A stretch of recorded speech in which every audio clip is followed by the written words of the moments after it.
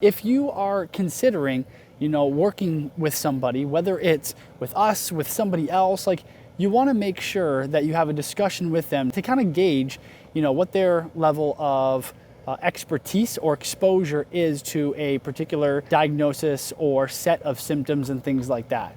Now, obviously, you could always come across people who oversell, their expertise and things like that. But I think for the most part, everybody generally cares about their reputation and they're not going to lie to you. So if there's something that I have never worked with before, like I'm pretty open and honest with patients to tell them that, or if I have limited experience or if I have a lot of experience. And so, if, for example, you are looking for some help with some cluneal neuralgia, so some superior or middle cluneal neuralgia, and you're going to go see somebody who does injections, it's good to call them and find out, is this something that you've treated before?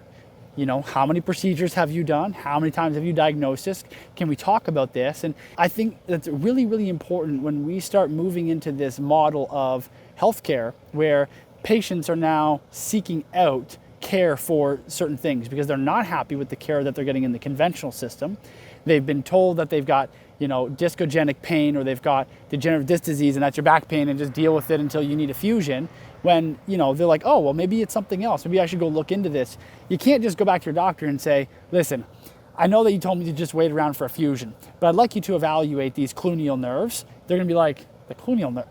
One, they might not even know about them because that has been so long since they were in med school and probably learned about them. Or two, they probably are gonna dismiss it because if they thought it was something, they probably would have brought it up or addressed it earlier on. And so if you're considering working with somebody new, call them, try to figure out, do they work with this type of condition? How many times do they, work with these types of patients? Like, those are questions that you want to ask, because you don't want to, only work with the people who specialize in that, because that can sometimes be a problem. That can sometimes limit our field of view too much.